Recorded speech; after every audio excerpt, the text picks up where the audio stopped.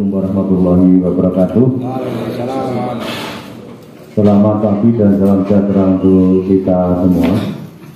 Pertama-tama marilah kita panjatkan puji dan syukur dari Allah Tuhan Yang Maha Kuasa atas segala limpahan rahmat, taufik, hidayah dan inayah. Sehingga pada kesempatan pagi hari ini kita bisa berkumpul di Balai Kelurahan Banaran ini dalam keadaan sehat walafiat. Selawat dan salam tentunya tidak lupa-lupanya kita aturkan pada junjungan kita Nabi Agung Muhammad Sallallahu Alaihi Wasallam. Semoga kita semua termasuk umatnya sehingga mendapatkan syafaat di yang amin ya rabbal alamin. Bapak Kepala dalam hal Kepala BPBD Kabupaten Gunung Kidul yang dalam hal ini dihadiri oleh Bapak Ikrar Sudarmo SSMM, Kabid Kesiapsiagaan RR yang kami hormati beserta jajarannya, yang kami hormati dari jajaran PLN Kabupaten Gunung Kidul yang dalam hal ini dihadiri oleh Bapak Ali Jani beserta jajarannya. Rekan-rekan relawan Kelurahan Banaran ini termasuk ya relawan PPKM, relawan bencana ini terkumpul, kami kumpulkan jadi satu, termasuk relawan Kampung Tangguh Bencana. Ini baik dari Baran 1 sampai dengan Baran 9 yang kami banggakan. Teman-teman Gubuk ini sebagai koordinator relawan di wilayah Padukuan Baran 1 sampai Padukuan Baran 9 yang kami hormati, teman-teman Kasih, KAUR, dan juga ini ada Danton Linmas dan Wakil Danton Linmas. Ini yang kami hadirkan ini karena Linmas selalu terkait dalam kegiatan bencana maupun kemarin relawan COVID yang kami tanyakan, dan yang terhormat pada teman-teman yang tidak bisa kami sebutkan satu persatu.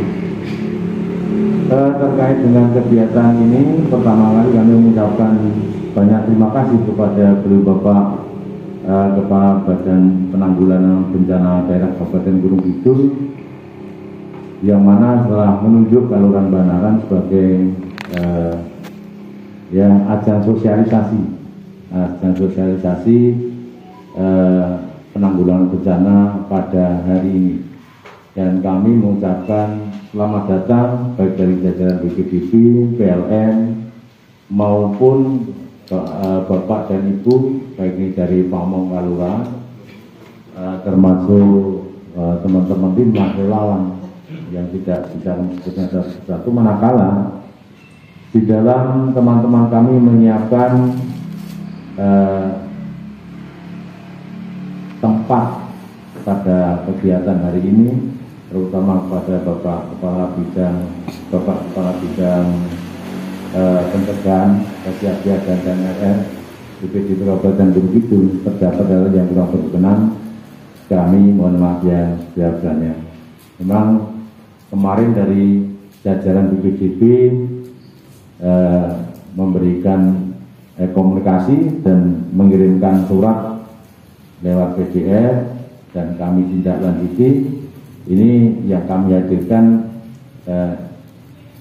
seperti yang sudah kami sampaikan di depan. Ini perlu kami sampaikan bahwa alhamdulillah semoga kedepannya pun juga tidak ada apa-apa.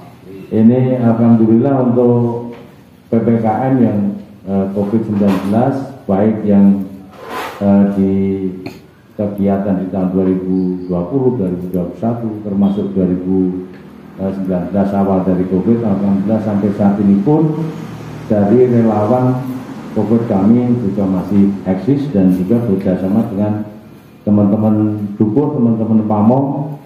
Ini alhamdulillah sampai saat ini juga terkondisikan. Terkait dengan pas pada waktu itu ada bencana, ini alhamdulillah kita juga bekerjasama dengan BPBD pada waktu itu. Alhamdulillah kami juga bisa menangani pada waktu kegiatan bencana yang waktu itu bahkan ada beberapa tempat yang jaringan listriknya kabelnya putus. Ini alhamdulillah kami juga bisa langsung mengkondisikan Namun ini semua kerjasama dengan relawan kami yang termasuk sekarang ada di dalam itu Mas Edi Purnawan itu juga termasuk Tagana pada waktu itu yang saat itu di tempatnya Pak Dea Sumanto depannya itu sampai putus jaringan listriknya. Atas kejadian Pak Edi Purnawan waktu itu segera melaporkan ke Tagana, semua segera terkondisikan. Alhamdulillah ini sampai saat ini semoga nanti sampai ke depannya bahwa kerjasama antara warga masyarakat, relawan, dan juga di sini juga ada yang menjadi anggota SAR juga Banaran. Ini sebetulnya di sini Mbak Dadi juga termasuk, namun Mbak Dadi mungkin ada kepentingan ini koordinator relawan Banaran. Seharusnya ini. Namun ini karena ada kegiatan di luar sehingga tidak bisa ikut hadir dalam pertemuan saat ini. Namun ini semua sudah insya Allah sudah bisa tercover dan juga ini kami selalu bekerjasama dengan Babinsa dan Babin Kantipmas. Hari ini pun Pak Babinsa sama Babin Kantipmas juga kami undang dalam kegiatan ini karena ini juga kita selalu bekerjasama antara Babinsa dan Babin Kantipmas mungkin karena ada kepentingan mungkin nanti menyusul. Biasanya seperti itu kita setiap kegiatan selalu berkomunikasi, berkoordinasi jajaran TNI dan juga jajaran Polri yang dalam hal ini Babin Kantipmas dan Babinsa. Mungkin ini saja pengantar kami dalam sosialisasi penanggulangan bencana untuk Kelurahan Banaran ini. Selamat mengikuti sosialisasi kepada teman-teman kegiatan ini. Semoga nanti bisa diimplementasikan kepada warga masyarakat. Karena ini warga kita Banaran Sembilan ini, tapi karena terkait COVID ini hanya 30 personil. Maka dari itu kami yakin percaya nanti dari Bapak Dukuh dan teman-teman relawan bisa menyampaikan sosialisasi apa yang diterima di sini nanti kepada warga masyarakat di Kelurahan Banaran. Ini juga ada keterwakilan juga dari RT karena kami RT punya 49 RT, 9 RW, maka dari itu hanya perwakilan dan juga lembaga-lembaga kelurahan juga kami undang termasuk Bamuskal ada juga LPMK juga ada. Namun ini ada nyambutannya karena ketuanya juga ada kegiatan sendiri karena ketua Bamuskal itu di Sabtosari kasih Jabatan Projo. Namun kebetulan anggota Bamuskal ini juga masuk relawan, juga masuk Tagana, ini sudah hadir di sini nih Pak Suwarto. Mungkin ini saja mengantar kami. Manakala ada yang kurang berkenan dari saya sendiri, saya mohon maaf yang sedarjanya. Waktu kami kembalikan. Billahi taufiq wal hidayah. Assalamualaikum warahmatullahi wabarakatuh. Waalaikumsalam warahmatullahi wabarakatuh. Ya, terima kasih kepada Bapak Lurah yang telah Bapak Manajer BNN yang kami hormati, Bapak Lurah serta perangkat kami hormati, Bapak Ibu beserta sosialisasi penanggulangan bencana di Kelurahan Banaran yang kami hormati. Pertama-tama mari kita panjatkan puji syukur kehadirat Allah Subhanahu wa Ta'ala yang telah memberikan rahmat berupa kesehatan kepada kita semua, sehingga pada kesempatan pagi ini kita masih dapat bertemu dan berkumpul di Aula Balai Kelurahan Banaran. Selanjutnya Bapak dan Ibu, saya sampaikan banyak terima kasih atas datangannya, telah memenuhi undangan dari kami untuk mendengarkan sosialisasi penanggulangan bencana dari BPBD ini. Bapak dan Ibu yang kami hormati, tentunya kita ingat bahwa di musim hujan ini banyak terjadi bencana yang ada di Kabupaten Ngemplidut. Biarpun suasana tidak ekstrim untuk musim kemarau, namun ternyata banyak sekali bencana yang ada di Kabupaten Ngemplidut. Yang akhir-akhir ini terutama yang angin puting beliung yang menimpa di Kelurahan Pasarjo dan Semanu yang menimpa 536 kakak, dan disusul 20 hari kemudian di Kelurahan Mulusan yang menimpa rumah 176 kakak. Untuk itu Bapak dan Ibu, untuk sosialisasi pada pagi hari ini dari BPBD mengharapkan nantinya ilmu yang diterima ini dapat ditularkan kepada masyarakat yang lain yang tidak dapat mengikuti sosialisasi di pagi hari ini. Bapak Ibu yang kami hormati, kami mengharapkan kesadaran Bapak dan Ibu, terutama di lingkungan kita, itu banyak pepohonan yang masih rindang. Apabila di lingkungan kita itu ada pepohonan yang rindang, yang rantingnya sudah menjulur ke rumah, tolong dengan penuh kesadaran untuk bisa dipangkas. Dan itu tanpa disadari oleh Bapak dan Ibu, saya yakin tidak akan terjadi. Namun karena kita mengingat bahwa kalau terjadi angin puting beliung, ternyata akibat rumah porak-poranda itu kebanyakan dari pohon. Untuk itu Bapak dan Ibu, kami mengharapkan nantinya setelah adanya sosialisasi ini, Bapak dan Ibu bisa mensosialisasikan kepada masyarakat yang lain. Dan di sini juga kita mengundang dari PLN, nantinya akan memberikan masukan kepada Bapak dan Ibu terkait dengan bahaya adanya strum apabila terjadi angin yang berada di yang ngapunten itu boten terserah kaitanipun kalian bantuan kakun bencana mulusan Bapak dan Ibu. Terus mulusan yang bencana angin puting beliung itu katanya 76 kakak. Niku bagi kita untuk bantuan stimulan sampai pemerintah yang cukup pagi dan Pak Bupati mesake hadir ke sana. Tapi perlu koordinasi dengan Pak Lurah. Bapak dan Ibu yang kami hormati, untuk itu kami mengharapkan Bapak dan Ibu nantinya dapat mengikuti sampai selesai kegiatan ini sehingga dapat ilmu yang bermanfaat untuk lingkungan kita, untuk mengatasi permasalahan-permasalahan yang ada di lingkungan kita, terutama tentang bencana. Bapak dan Ibu yang kami hormati, mungkin kegiatan pada pagi ini kita buka dengan membaca Bismillahirrahmanirrahim.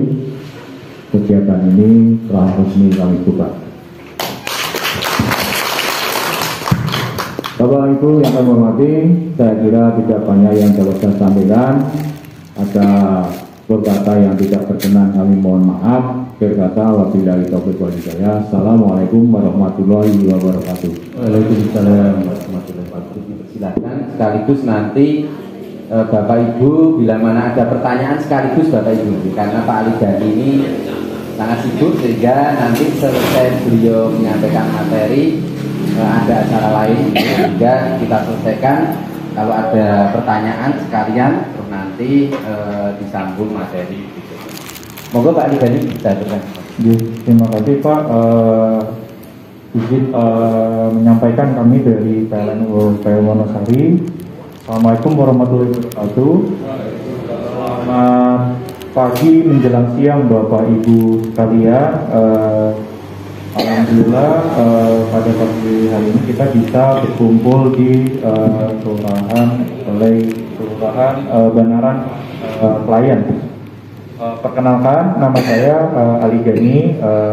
Saat ini saya diamanahi menjadi manajer PT PLN Persero WLP Wonosari, baru 3 bulan tepatnya. Yang saya hormati Bapak Suminto selaku Lurah Banaran Klayan dan jajarannya, Bapak Ikrar Subarno selaku Kabid dari BPBD dan jajarannya, Bapak Ibu perangkat Kelurahan Banaran, Bapak Duku, relawan, Linmas, dan yang tidak bisa saya sebutkan. Kali ini sesuai undangan saya akan menyampaikan materi terkait manfaat dan bahaya listrik. Jadi di sini saya sosialisasi, bukan berarti saya yang lebih pintar atau apa. Kita nanti juga setelah ini ada sharing bersama. Semoga ilmu yang kami sampaikan ini bisa bermanfaat buat kita semua, terutama pada bapak-bapak duku atau bapak dari perangkat lurah. Bantuannya untuk disampaikan ke kerabat atau masyarakat sekitar agar bisa kita mendapatkan manfaatnya bersama-sama. Baik, dari saya manfaat dan bahaya listrik. Next. Jadi kami cerita sedikit ya, PLN WLP Wonosari. Nah, jadi kami ini bagian dari PLN UP3 Jogja yang mungkin kantornya ada di Gedong Kuning. Ada 7 unit. Nah, di sini ada dari sebelah barat ada Wates, Sedayu, Bantul, Kota, Sleman dan Kalasan. Sebelumnya saya di Kalasan, jadi sebelum di Wonosari itu saya di Kalasan dan Wonosari.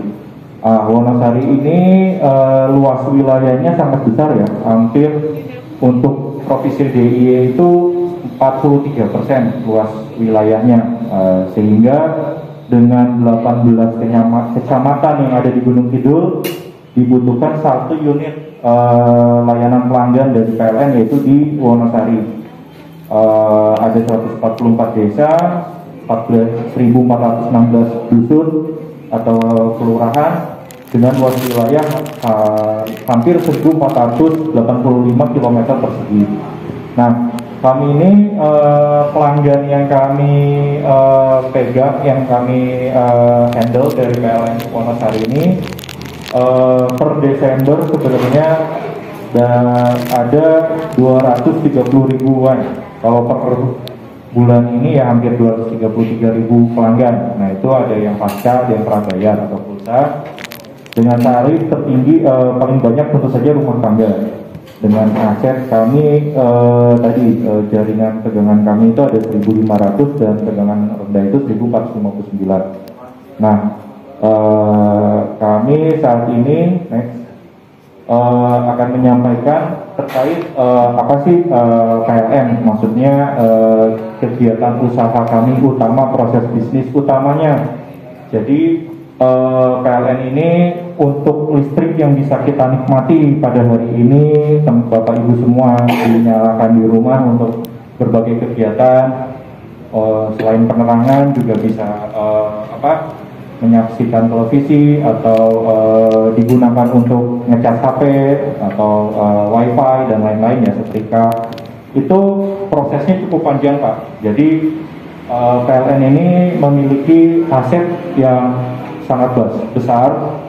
Jadi untuk pembangkitannya listrik itu bagaimana? Di sini pertama kali kami ada dari pembangkit. Nah, pembangkit itu bisa berupa PLTA atau PLTGU, ya. Pembangkit listrik tenaga air atau pembangkit listrik tenaga gas atau uap.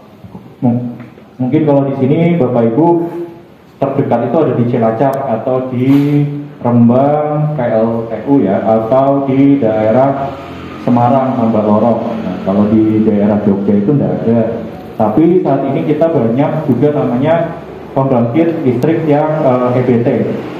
Energi baru terbarukan, jadi menggunakan solar cell, lalu juga ada yang menggunakan angin dan geothermal juga ada. Lalu selanjutnya tegangan yang listrik yang dihasilkan dari pembangkit itu biasanya kalau Bapak Ibu memahami konsep listrik itu aliran dayanya itu masuk ke gardu induk, tegangannya itu kita naikkan atau di step up. Nah, dari pembangkit itu ada gardu induk, nah itu ditransmisikan listrik itu mungkin kelihatan Bapak Ibu mungkin daerah ya utaranya Semanu itu sampai Ngawen, Melipar sana itu ada namanya SUTT. Kami itu ada tower listrik yang sangat tinggi. Mungkin itu namanya transmisi. Nah, transmisi itu jaringannya tegangannya itu bisa sampai 500 kV kilovolt, sangat tinggi sekali. Jadi sudah pasti kalau ada makhluk hidup yang menyentuhnya pasti tidak akan ini ya selamat karena sangat tingginya. Nah, dari tegangan tinggi itu juga bisa dialiri ke gardu induk. Nah, kalau di sini lebih mudahnya itu di Semanu sana. Kalau yang di Gunung Kidul itu utamanya hanya satu, yaitu gardu induk 20 kV yang ada 150 ke 20 kV di Semanu. Nah, ada juga yang tegangan tingginya itu dinikmati industri besar. Nah, dari gardu induk juga kami salurkan kembali ke jaringan seperti ini Pak, yang di dekat dekat jalan ini yang ada 3 kabel, 3 kawat. Nah, itu namanya jaringan tegangan menengah. Jadi kami turunkan daya dari 500 kV atau 150 kV itu ke 20 kV. Nah, itu namanya tegangan menengah, bukan tegangan tinggi. Nah, setelah jaringan tegangan menengah itu kami aliri juga menggunakan trafo distribusi atau trafo. Di sini yang tabung-tabung itu ya Pak, banyak dekat rumah Bapak mungkin ada, atau yang bentuknya kotak 3 fasa. Nah, itu di step down dayanya dari 20 kV di sisi pas itu menjadi sekitar 220. Nah, tegangan itu relatif, mungkin ada nggak Bapak Ibu yang pernah kesetrum di rumahnya? Kan istilahnya mungkin hanya tersengat atau mungkin ada yang pernah luka bakar sedikit gitu atau gosong dikit. Nah, itu efek ketika kena 220 sebentar ada efek kejut. Tapi kalau yang tegangan menengah itu lebih tinggi Pak tegangannya, jadi bahaya yang timbul itu cukup sangat besar.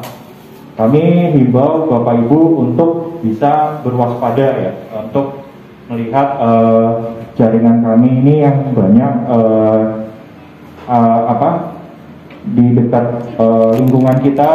Nah, kali ini kami juga menyampaikan ini betapa pentingnya, ada manfaat, ada juga bahaya. Ya. Nah, lalu selanjutnya tadi sudah kami sampaikan, jadi kami ada 3 atau 4 ya tegangan. Nah, tentu saja yang paling tinggi ini 150 kV kilovolt atau 500 kV itu pakai tower Pak, tower yang tinggi besar-besar itu, SUTET atau SUTT namanya, saluran udara tegangan ekstra tinggi atau saluran udara tegangan tinggi. Sedangkan untuk tegangan menengah yang seperti ini yang di sekitar kita itu ada yang 20 volt tegangan fasa ke fasa atau fasa ke netral itu 11,5. Sedangkan yang diterima di rumah yang keluaran dari yang bisa dimanfaatkan oleh Bapak Ibu semua itu ya tadi 230 volt maksimal, ya minimalnya bisa sampai 200 atau 180 gitu. Ini ya itu ya. Jadi seperti itu yang ingin kami sampaikan. Selanjutnya, nah kami ingin menyampaikan juga PLN itu aset yang ada. Ini kami di rumah Bapak Ibu itu ada titik terakhir kami itu adalah titik transaksi, itu namanya alat pembatas dan pengukur atau kWh meter atau speedometer ya Pak ya, istilahnya meteran pulsa atau meteran yang puteran atau ada yang kedip. Nah, itu adalah titik terakhir tanggung jawab kami sebagai instansi PLN.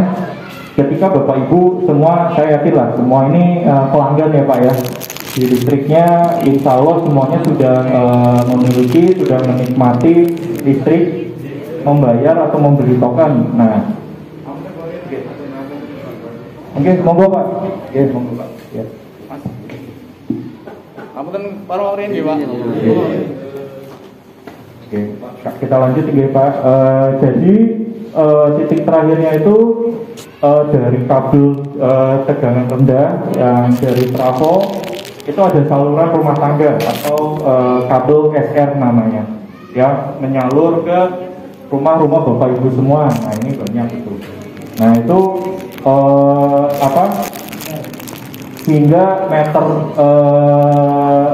meteran itu adalah tanggung jawab PLN.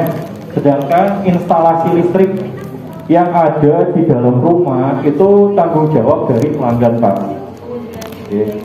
Tapi saya juga ingin memang ketika Bapak melihat semua kabel, semua jaringan atau yang berbentuk lilit kabel ya itu yang di luar rumah itu saat ini itu ternyata belum tentu semuanya milik PLN Pak.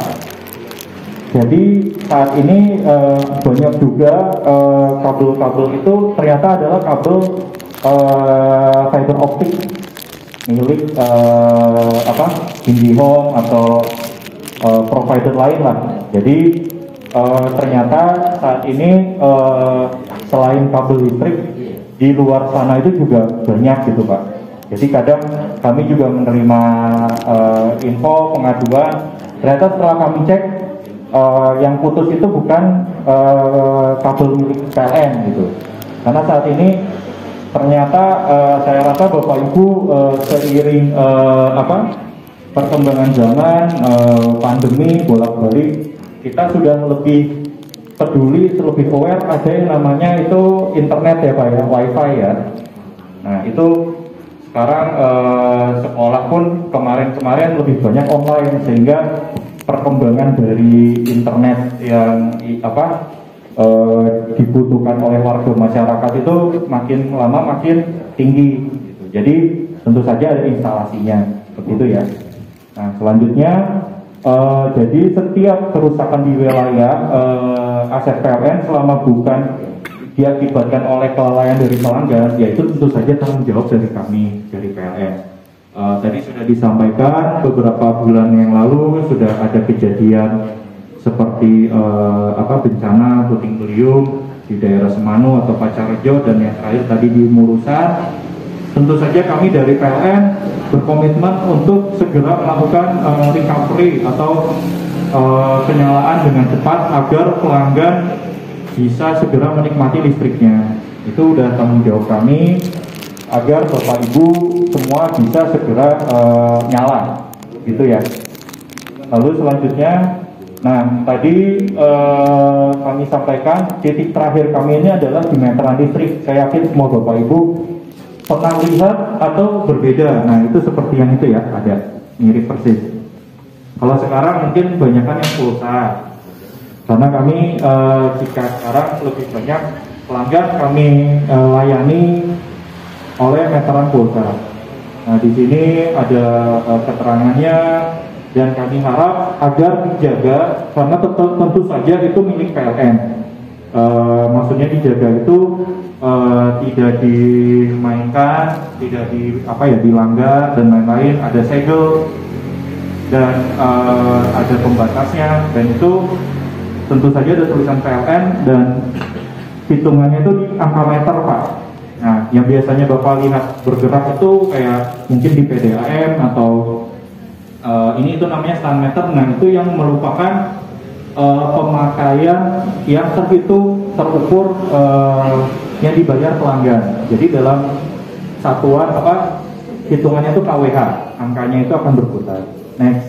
Nah apa sih 1 KWH? Nah tadi Bapak sudah tahu kalau itu ada meteran, tapi apa sih 1 KWH? Nah kami itu perhitungannya itu nggak langsung rupiah Pak. Jadi kalau stand meternya itu kita konversikan dari 1 KWH itu jadi rupiah. Nah sebagai informasi, saat ini tertinggi kami itu sekitar 1.000, 1 KWH itu sekitar 1.400 atau ditambah PPJ itu 1.500-an lah. Nah itu setara dengan 1 KWH itu jika Bapak Ibu punya 1 lampu LED ya, itu yang 10 watt. Nah mungkin sering tahu ya kalau beli merek tertentu ada 3 watt, 5 watt, 10 watt atau yang lebih tinggi lagi.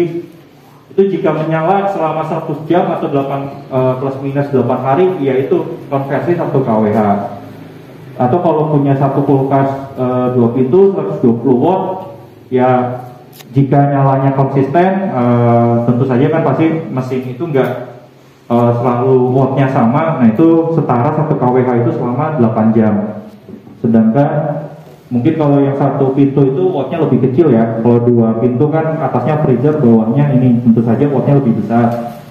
Jika Bapak Ibu punya TV LCD, nah TV LCD ini lebih hemat daya Pak ketimbang TV tabung dan lain-lain. Yaitu jika dinyalakan terus menerus dengan daya 100 watt itu 1 kWh itu rasanya 10 jam. Jadi besar itu Pak. Nah jika digambarkan sebenarnya setara dengan 1 batang rokok Pak, 1 kWh itu mungkin Bapak Ibu kalau beli rokok tuh mungkin 24.000 ya, satu yang isinya 16. Nah itu setara dengan 1.500 Pak tadi. Jadi 1 batang rokok itu yang mungkin dinikmati hanya 5 menit. Kalau di listrik PLN itu lampu itu bisa 8 hari Pak, 1 lampu. Nah itu. Lalu juga beli kopi, nah 15.000. Nah itu setara dengan 10 kWh. Harga tiket bioskop 30.000. Mungkin ini pendekatan kami jika kami sampaikan ke anak muda bahwasanya harga listrik kWh itu lebih terjangkau Pak. Gitu. Apalagi juga ada daya-daya yang sebenarnya Bapak Ibu juga mungkin yang daya 450 dan lain-lain mungkin jauh lebih murah ya Pak ya. Menikmatinya bisa lebih panjang begitu ya. Nah itu selanjutnya. Nah tadi balik lagi setelah kami sampaikan terkait listrik PLN apa yang perlu Bapak Ibu ketahui tentang PLN, pemakaiannya seperti apa. Ini yang menjadi tujuan kami kenapa kesini, dan mungkin pertanyaan Bapak Ibu semua, kenapa ya kok listrik saya padam. Nah ini ada beberapa hal yang penyebab yang sering kami temui Pak. Jadi ketika cuaca itu ekstrim atau yang musim hujan utamanya itu ketika ada petir itu tentu saja kan akan menyambar ke tempat yang lebih tinggi Pak. Makanya kalau ada tower, ada gedung-gedung yang tinggi tentu saja punya penangkal petir Pak. Ya harapannya bisa mengurangi imbas ketika ada surga petir atau efek dari petir tersebut. Nah, kami kerap kali juga ketika kami ada aset ya jaringan tiang-tiang listrik kami itu terkena petir, akibatnya seperti tadi Pak. Kalau Bapak tahu di aset kami itu ada seperti bulat-bulat atau penumpu itu namanya isolator. Itu, nah ini kena petir, nah jadi kayak seperti putih-putih. Nah itu ketika terjadi itu bisa mengakibatkan korslet sehingga listriknya harus padam. Nah jika itu terus-terusan terjadi juga si aset kami ini namanya tuh breakdown atau rusak Pak, sehingga harus kami perbaiki. Sehingga ketika perbaikan itu tentu saja butuh waktu ya Pak ya.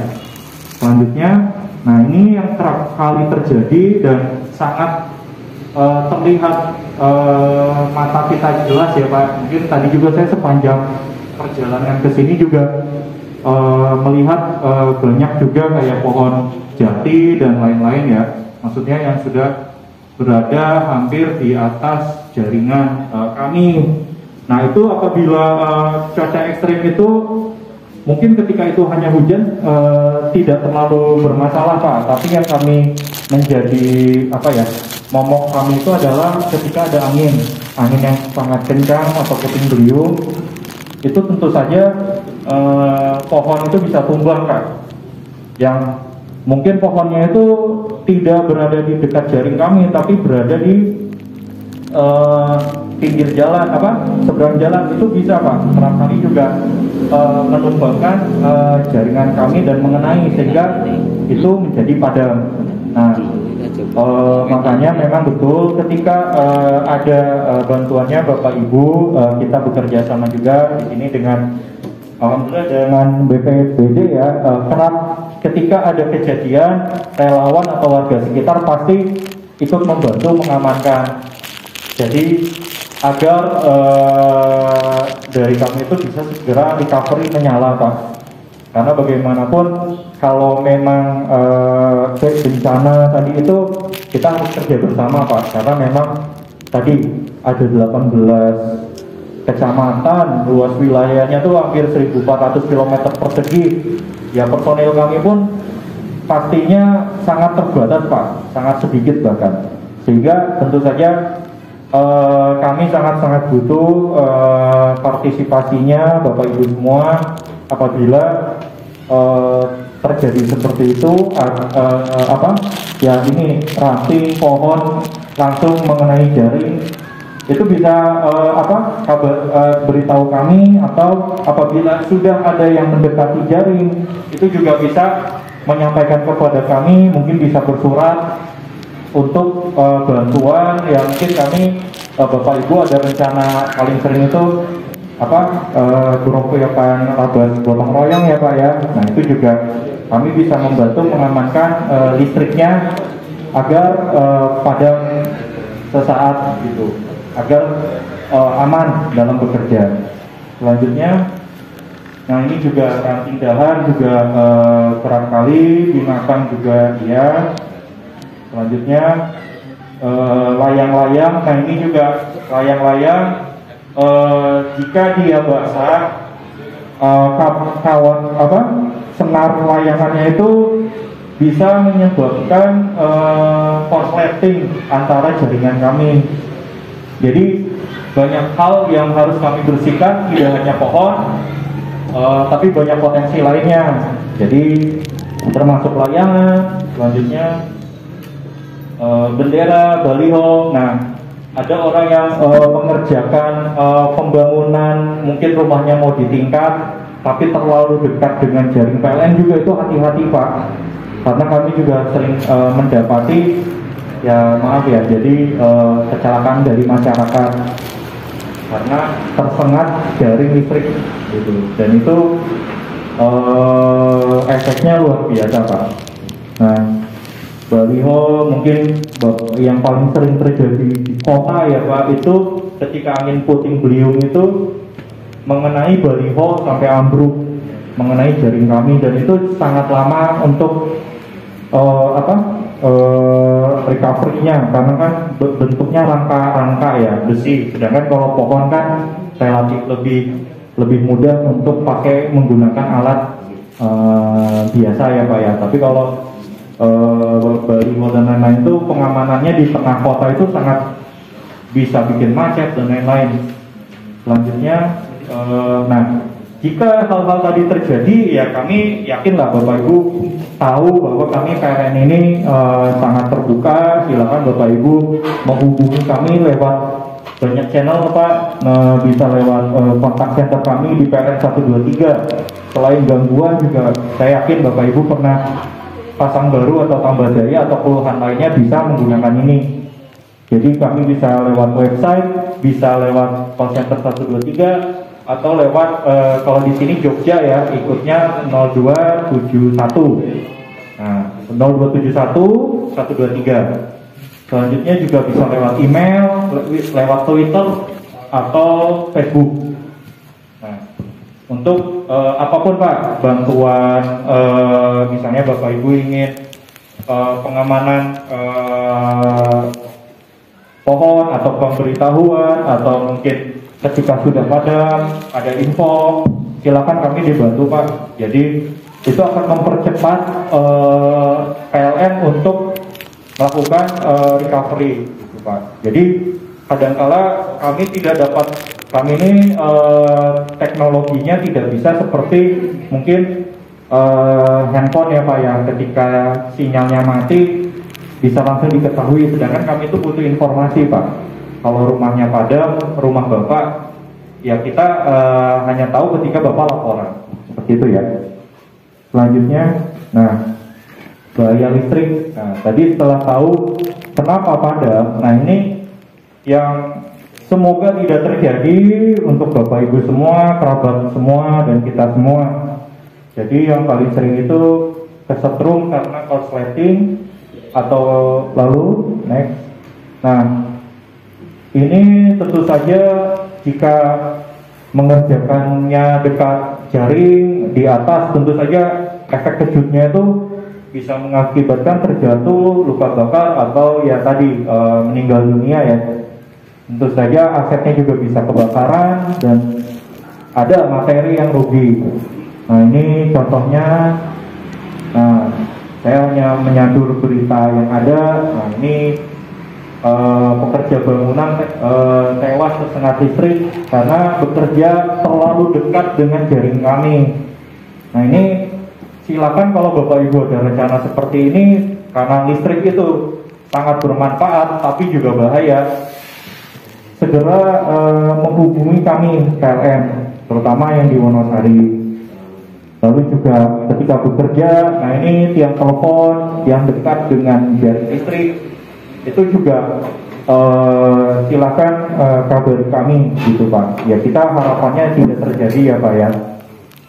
Selanjutnya, nah jadi jangan dilakukan bermain layang-layang dekat dengan JTM. Saya rasa kalau di Gunung Kidul ini masih ada lah tempat-tempat yang masih luas untuk anak-anak sekalian untuk bisa bermain gitu.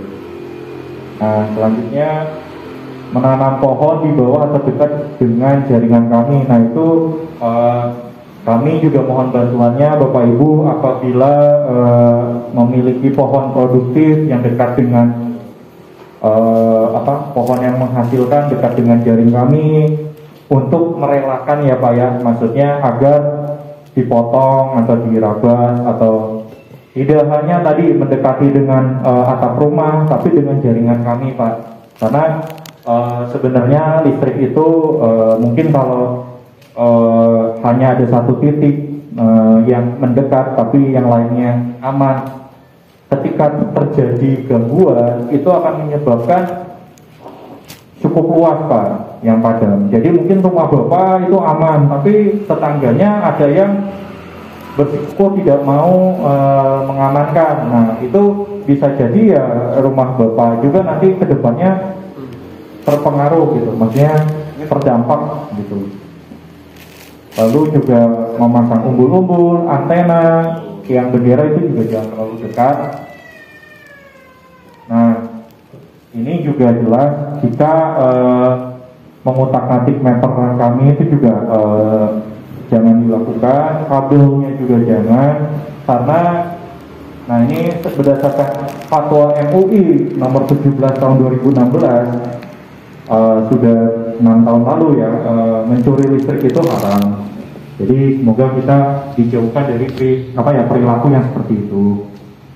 Selanjutnya, nah ini jika di rumah tentu saja Bapak Ibu diperhatikan kalau membeli perangkat listrik, misalnya kabel, steker atau apa, jika ada yang terlihat keluar atau melupas kabelnya, agar segera diganti saja Pak, karena kan mungkin ada anak atau pribadi ya, terutama ditumpuk-tumpuk seperti ini efeknya bahaya Pak, dan akibatnya bisa fatal, kebakaran Pak. Itu sering terjadi lah, kalau saya lihat Bapak Ibu sering baca berita ya, kebanyakan itu kalau di tempat-tempat ya maaf kayak mungkin pasar atau apa yang padat orangnya, tapi instalasinya kayak tidak standar, ditumpuk-tumpuk satu ini dan tidak diperhatikan. Nah itu bisa jadi penyebabnya ya menyebabkan kebakaran korsleting itu. Nah itu mungkin saya sih tidak ingin kita ada penyesalan aja di akhir-akhir. Lebih baik kita mencegah. Nah ini jika hujan, apabila airnya sudah merendam aset-aset kami, tentu saja dipadamkan ya. Sudah tahu ya, kalau listrik kena air pasti bahaya. Lalu juga jika memang ada di sini lokasinya banjir, biasanya kalau di Jakarta atau di kota besar itu ketika airnya cukup tinggi, curah hujannya tinggi dan semalaman, itu agar dimatikan, dicabut peralatannya, karena mungkin Bapak aja pernah punya HP ya, HP aja kalau masuk ke air itu pasti harus kita matikan, kalau enggak, kalau kita nyalakan pasti lama-lama nanti mati sendiri. Dan tentu saja kalau itu kesalahannya dari kita sendiri, biasanya tidak bisa diganti Pak, gitu. Jadi kita punya alat elektronik itu sejauh mungkin jauhkan dari air atau ke rendam dan lain-lain. Nah, setelah banjir surut bisa dinormalkan. Nah, ini terakhir, hemat energi listrik. Tentu saja manfaatkan listrik dengan perlu, penting. Jadi kalau 1 jam tadi sebenarnya kita sering matikan yang tidak perlu, itu juga akan membantu di tempat-tempat lain untuk bisa memperoleh listrik lebih baik. Nah, ini juga hemat juga bagaimana kita lebih selektif dalam memilih alat-alat elektronik, dan juga apabila elektroniknya sudah dirasa sering secara berkala kan ada yang harus kita servis juga, karena kalau tidak diservis itu kadang-kala malah boros Pak. Ya, selanjutnya dari kami sekian, terima kasih. Sebelum saya tanya jawab ya Pak ya, ini kita daripada kan dari tadi kan dengerin saya ya Pak ya, soalnya ini juga mungkin insya Allah Bapak Ibu masih ini kita saksikan video ya dari kami agar visualnya lebih nampak ya. Monggo Mas. Proyek tempat tinggal adalah sebuah kebanggaan, sebuah karya tangan manusia yang dibangun dengan kecermatan dan juga ketelitian. Namun, keselamatan adalah awal dari kesempurnaan. Segera hubungi PLN jika melihat segala potensi bahaya karena aliran listrik, dan selalu ingat 3 meter jarak aman dari jaringan listrik. Kami ada bahasanya 3 meter itu jarak paling aman. Awalnya kegembiraan menyertai mereka. Semangat mengejar kemenangan dan juga harapan.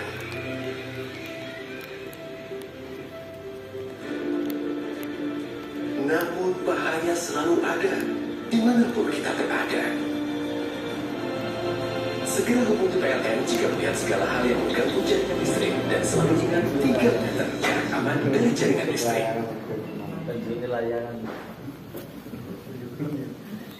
Selanjutnya tebang pohon. Nah, ini mungkin Sebuah kesadaran ketika kita bekerja bahwa semua dilakukan untuk kebaikan.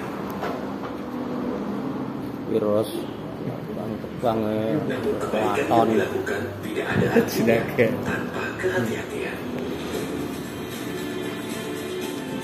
Segera hubungi PLN jika melihat segala hal yang mengganggu jaringan listrik, dan selalu ingat 3 meter jarak aman dari jaringan listrik. ya, demikian dari kami. Mohon maaf apabila ada ini ya. Monggo Bapak Ibu ada yang ingin bertanya, langsung saja. Monggo, silakan Bapak Ibu.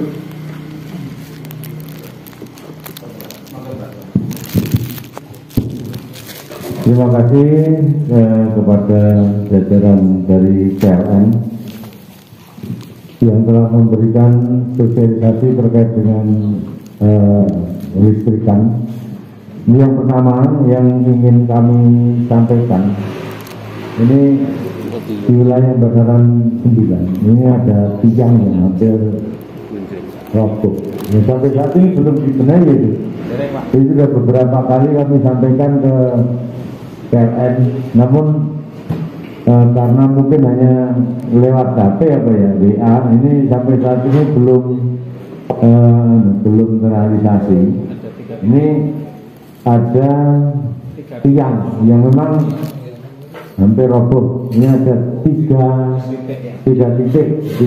togor di Bandaran 9 pada waktu itu pas ada hujan yo. Jadi sing kena yo kelingan tuh. Jadi ini pas ada hujan lebat terus angin, lah kok kelingan sing serak ini yo. Nah, itu melaporkan pada kami, Mbah, tolong ini di RT sekian, dan 9 ini ada togor yang beliau hampir, bahkan menurut waktu itu sampai hampir roboh. Dan ini saya menghimbau kepada Pak Dukuh dan terutama juga selain Pak Dukuh juga warga yang pada saat ini kita kumpulkan. Ini tolong kasih informasi kepada kami sehingga nanti mestinya secara legalitasnya kita mestinya mengajukan permohonan melalui surat terkait dengan mungkin ada pepohonan apa yang disampaikan tadi, pepohonan yang dekat dengan itu biasanya kalau langsung biasanya takut, tapi kalau dari PLN itu mengadakan rabasan ini masyarakat tidak pernah kontroversi enggak, pokoknya selalu menerima. Maka dari itu kami berharap dari PLN, kami mohon mestinya rabasan itu penting adanya.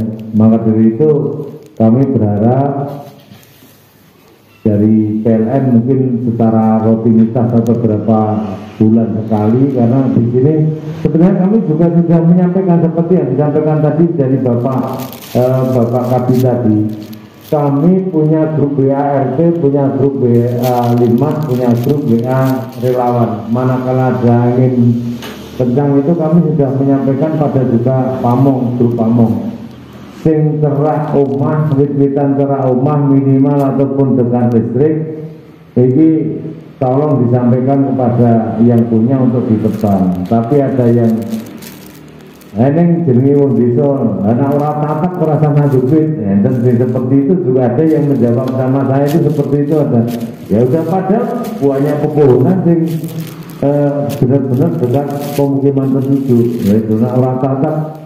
Ya orang sah nandur wit-witan lah, mungkin pun ini penting saya sudah mengingatkan manakala nanti ada yang roboh tanggane jatin kita dol isek kurang lho ngoten ya. Mungkin akhirnya dipikir-pikir ya alhamdulillah 1 2 3 dipotong. Nah ini sebetulnya hiburan apa yang disampaikan hiburan dari Pak Kepala tadi, Pak Kabid tadi juga sudah sering saya lakukan baik kepada Limas maupun Pak RT dan terutama teman-teman Pamong dan juga relawan. Yang jelas di materi ini bagaimana caranya, apa harus dengan surat, terus surat resmi atau bagaimana ini untuk membenahi togor di wilayah Padukuhan Bandaran 9, dan mungkin tidak menutup kemungkinan dari Bandaran 1 sampai 8 juga ada togor yang memang harus diperbaiki. Kalau nanti juga diinformasikan kepada Bapak dari narasumber dari PLN. Mungkin ini saja himbauan dan juga pertanyaan kami kepada narasumber terkait dengan sosialisasi ini. Sebelumnya kami mengucapkan banyak terima kasih. Mungkin ada dari masalah dari teman-teman, monggo Bapak dan Ibu yang dihadirkan saat ini, monggo masukan ataupun permohonan ataupun pengajuan. Terima kasih. Oke, monggo. Pak, Oh, Jin, monggo. Bandaran namun nambah sedikit. Oh, Jin, monggo. Untuk yang listrik doyong itu di Bandaran 7 ada, Bandaran 8 juga ada. Bandaran 5 juga ada nih. 5. Bandaran 7 itu RT 32. Kemudian Bandaran 8 itu RT 39. Bandaran 5 itu RT 23. Pada prinsipnya ini Pak Ali bahwa ada togor yang miring, miring. Kemudian ini mungkin bagaimana solusinya, itu Pak. Baik, terima kasih. Tadi langsung saja dari Pak Minto dari tadi Pak perangkat ya Pak. Jadi terkait informasi terdapat 3 atau mungkin beberapa lebih ya Pak ya Pak Doyo. Memang terkait itu tentu saja tadi kami punya layanan ya Pak ya. Memang kalau by WA atau by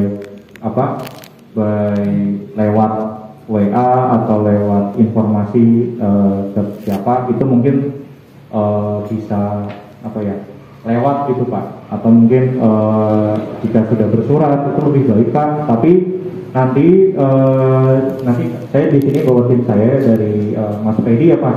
Tadi udah dicatat ya Mas ya. Nanti lebih lanjutnya akan kami cek dulu. Biasanya kami kalau ada tiang, doyong dan lain-lain itu kami cek dulu Pak. Kebanyakan itu kita lihat dulu satu penyebabnya apa. Misalnya apakah karena tanahnya atau mungkin ada efek jaringan kami itu ada mungkin yang itu ya Pak ya. Kami itu ada namanya tali spur Pak. Tali spur itu jadi kalau itu konstruksi togornya itu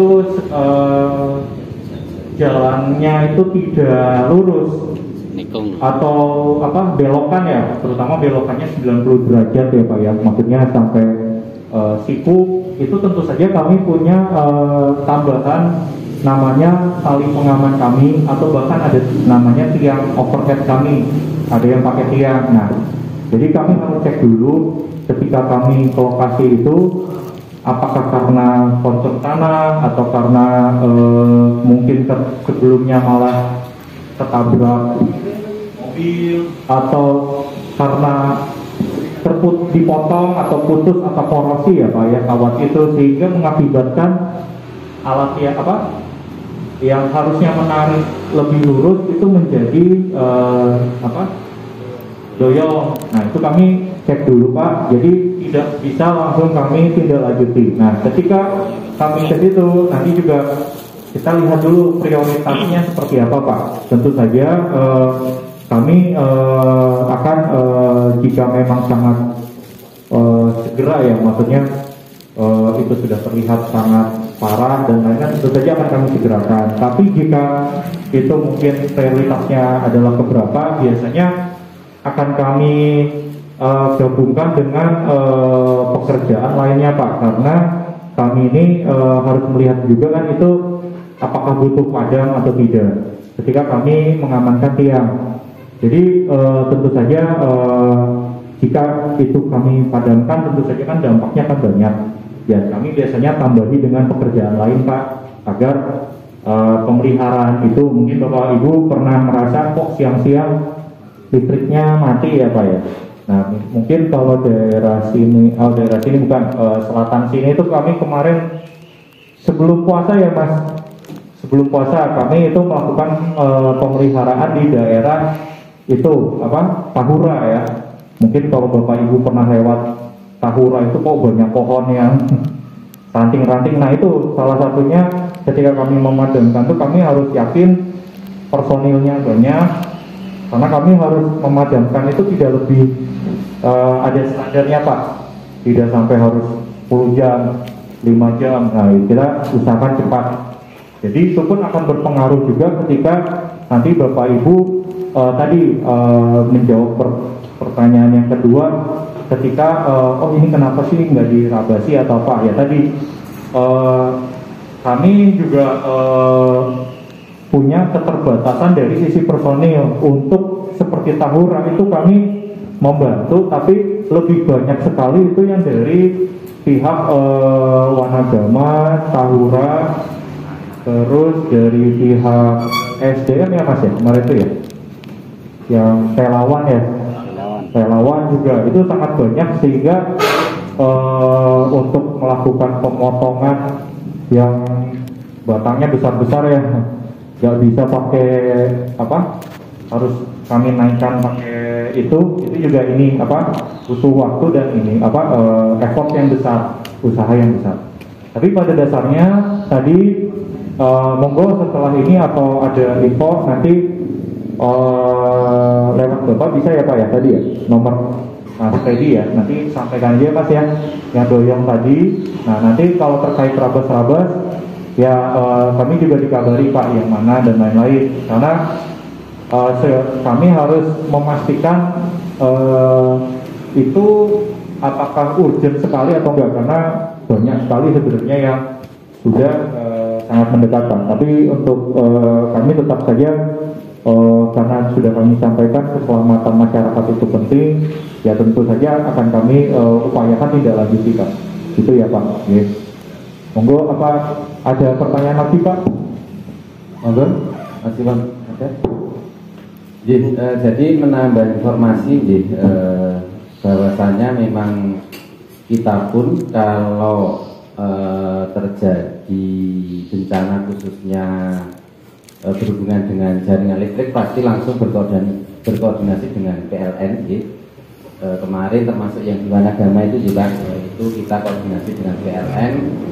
Kemudian karena kalau rabas-rabas dan sebagainya kan perlu pemadaman juga, dan pemadaman itu kan tentunya mungkin di area situ karena ada rabas-rabas, tapi kan jaringan itu sampai jauh sehingga sana kan harus ada pemberitahuan itu perlunya mensewu bersurat. Kemudian kami pun juga selalu koordinasi, kemudian nanti dari PLN menentukan hari kemudian pemberitahuan ke warga. Ngaten, masih ada tambahan Bapak Ibu? Cukup? Kalau dirasa cukup, kami atas nama BPD Pak, Pemerintah Kabupaten Gunung Kidul, terima kasih atas kehadiran Pak Ali dan tim. Semoga khususnya di Banaran ini terhindar dari bahaya listrik dengan asas kehati-hatian dan beberapa yang sudah disampaikan tadi. Dan kami berharap juga digetok tularkan ke warga Pak. Pertama tadi Pak Lurah sudah istilahnya sosialisasi langsung mengenai pohon ya. Ini yang sering jadi masalah, ini tidak hanya di Banaran, tapi alhamdulillah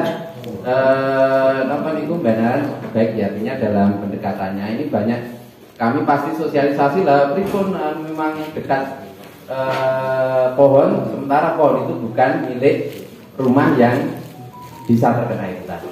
Semoga ini selalu sosialisasi ke warga, Pak Suko dan relawan dan Bapak Ibu semuanya. Jadi kita beri aplaus untuk Pak Ali Danting, terima kasih. Dan semoga nanti kerjasama terus ya Pak, kerjasama kita jalin dengan baik, dan nantinya demi masyarakat Kabupaten Gunung Kidul yang tentunya terbebas dari bencana khususnya yaitu mengenai listrik. Terima kasih Pak. Baik, dari saya terima kasih Bapak Ibu semua atas waktu yang sudah diberikan.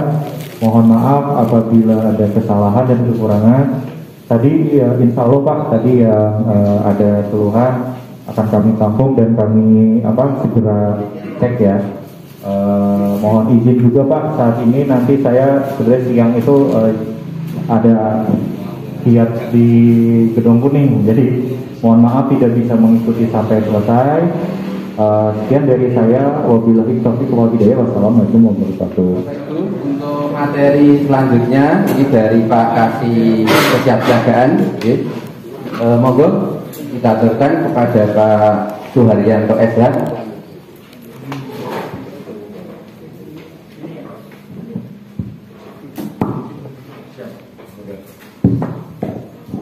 Terima kasih waktu diberikan kepada kami. Sebelumnya, Assalamualaikum warahmatullahi wabarakatuh.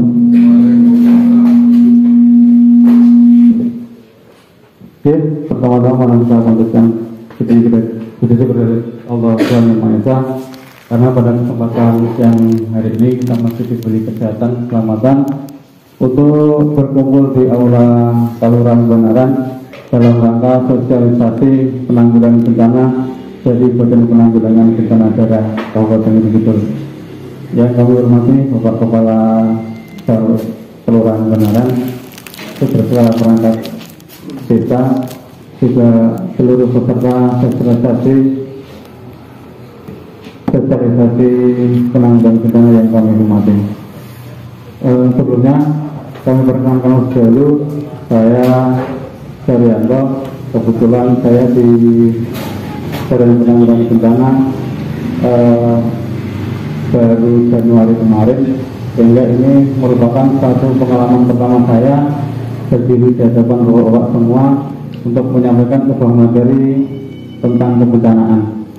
Sehingga mari pada kesempatan siang hari ini kita belajar bersama-sama tentang apa itu bencana, bagaimana penanggulangannya, dan tentang kesiapsiagaan kita dalam menanggulangi terjadinya bencana. Kita lanjutkan, di wilayah Indonesia memang rawan adanya bencana karena di wilayah Indonesia secara geografis terletak di antara lempengan dunia, yaitu lempengan Samudra Australia, lempengan Australia dan lempengan Eurasia, sehingga dari letak geografis tersebut Indonesia itu rawan akan terjadinya beberapa bencana ancaman seperti gempa bumi, tsunami, dan erupsi gunung api. Selain itu wilayah Indonesia juga terletak di garis khatulistiwa, sehingga wilayah Indonesia akan sering terjadi yaitu berbagai jenis bencana hidrometeorologi seperti banjir, kekeringan, cuaca ekstrim yang kemarin juga sudah disampaikan bahwa di Kabupaten Gunung Kidul tanggal 22 Februari kemarin di Kapanewon Semano juga terjadi angin puting beliung yang 20 hari berikutnya disusul di Kapanewon Palian di Mulusan. Lanjut bahwa definisi bencana. Bencana itu adalah peristiwa atau rangkaian peristiwa yang mengancam dan mengganggu kehidupan dan penghidupan masyarakat disebabkan baik oleh faktor alam ataupun faktor non alam maupun faktor manusia, sehingga mengakibatkan timbulnya korban jiwa manusia, kerusakan lingkungan, kerugian harta benda, dan dampak psikologis bagi korban bencana. Bencana dibagi menjadi 3 menurut Undang-Undang Nomor 24 Tahun 2007, yaitu bencana alam, bencana non alam, dan bencana sosial.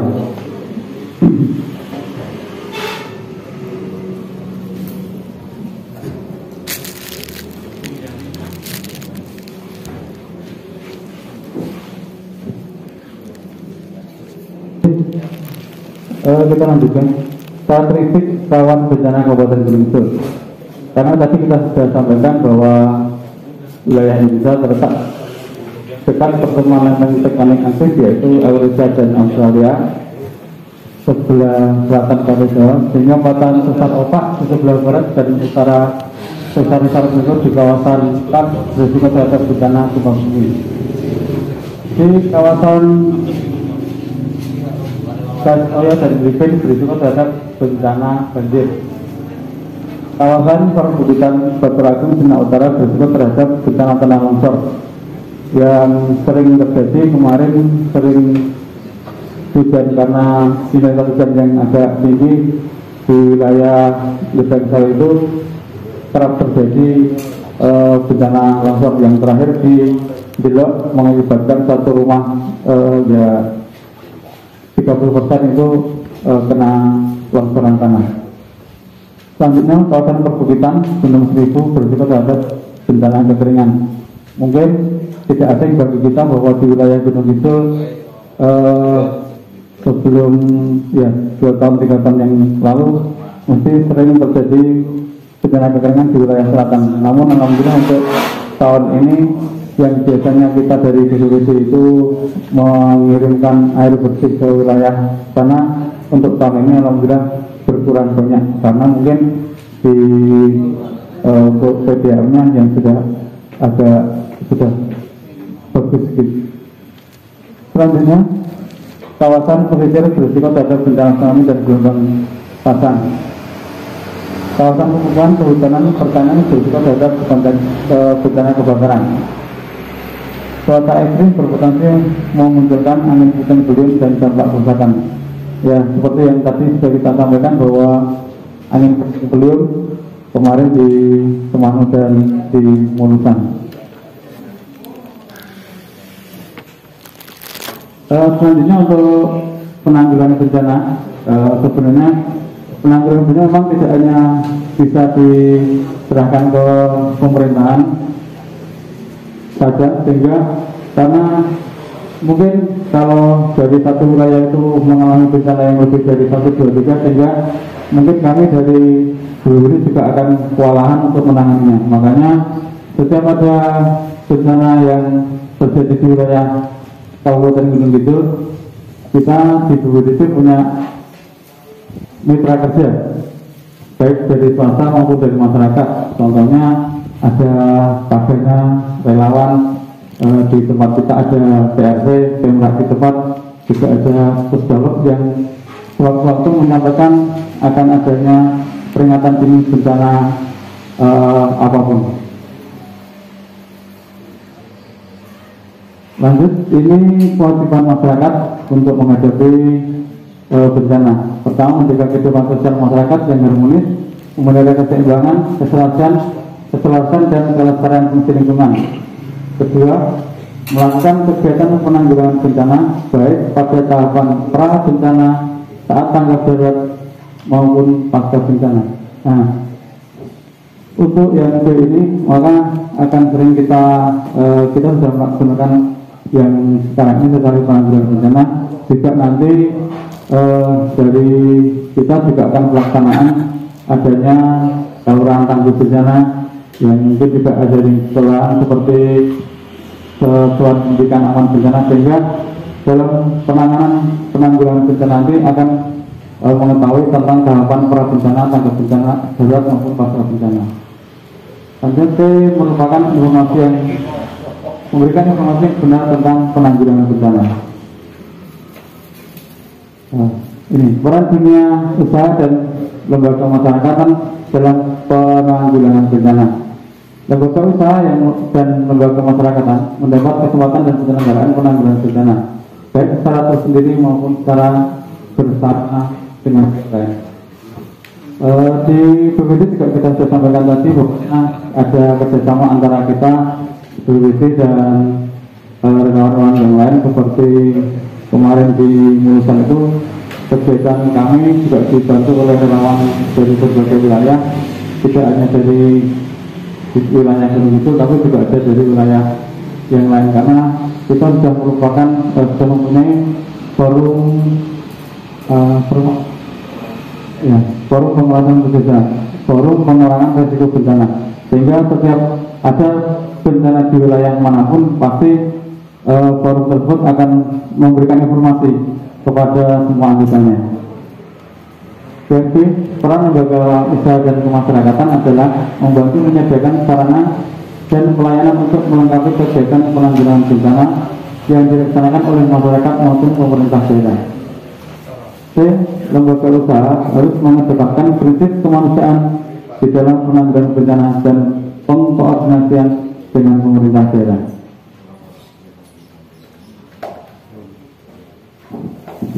Tahapan penyelenggaraan penanggulangan bencana. Tadi sudah kita sampaikan pra bencana, saat tanggap bencana dan pasca bencana.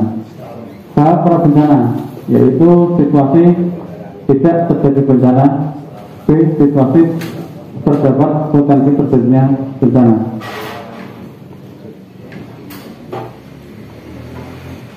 Penyelenggaraan penanggulangan bencana pada situasi tidak terjadi bencana. A. Perencanaan penanggulangan bencana, pengurangan risiko bencana, pencegahan, pemaduan dalam perencanaan pembangunan, persyaratan analisis risiko bencana, pelaksanaan dan pencegahan rencana tata ruang, pendidikan dan pelatihan, persyaratan standar teknis penanggulangan bencana. Dalam organisasi penanggulangan bencana itu termasuk adanya nanti ke depan kita akan melaksanakan pendidikan dan pelatihan seperti pembentukan saluran tangguh bencana, dan mungkin di sekolah-sekolah tadi kita sampaikan satuan pendidikan aman bencana.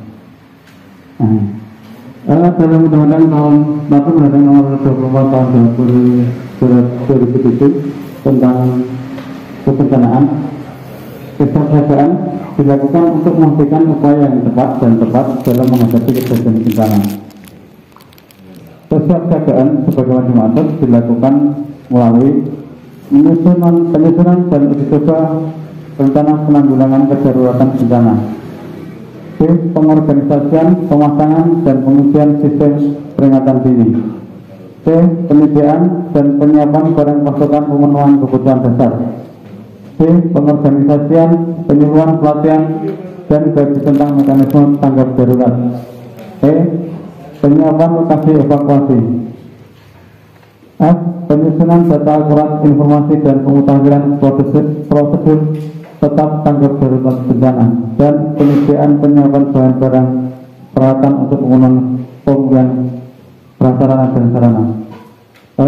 Di BPBD ada dua bidang, yaitu bidang pencegahan, kesiapsiagaan, dan rehabilitasi. Yang satu yaitu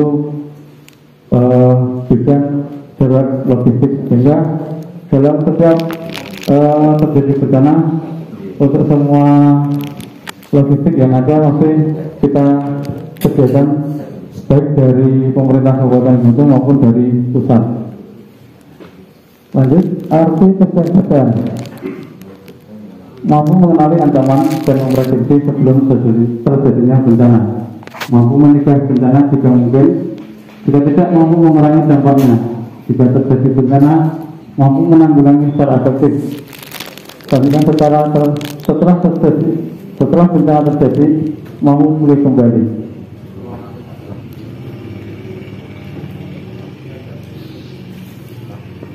Pentingnya kesiapsiagaan: mengurangi ancaman, mengurangi kerentanan masyarakat, mengurangi akibat menjalin kerjasama.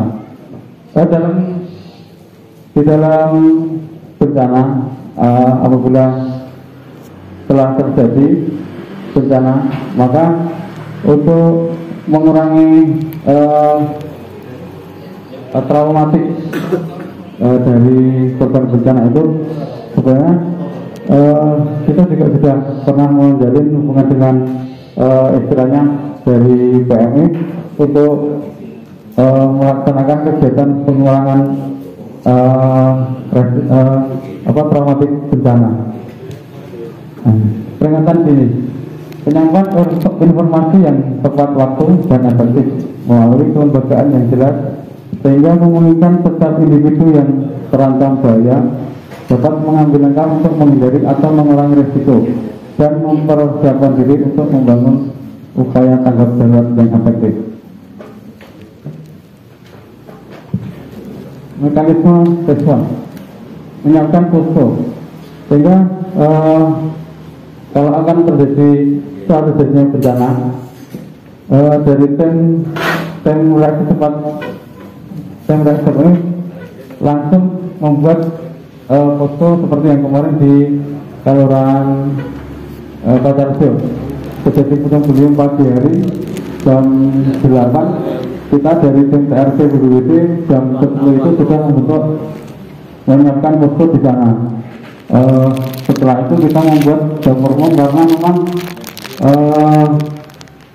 bencana kemarin agak lumayan besar, mengakibatkan lebih dari 500 rumah yang terdampak, sehingga kita ditetapkan oleh pemerintah Kabupaten Gunung Kidul kemarin tanggap darurat selama 14 hari.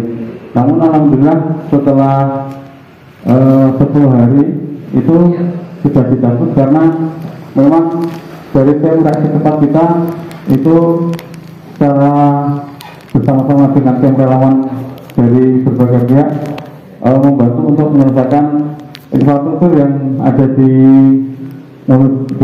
Pacarjo yang kena dampak bencana itu, untuk diperbaiki secara seluruh. Hingga kemarin juga dari pemerintah Kabupaten Gunung Kidul, yaitu Bapak Bupati, tidak menyampaikan berbagai bantuan baik berupa uang maupun barang.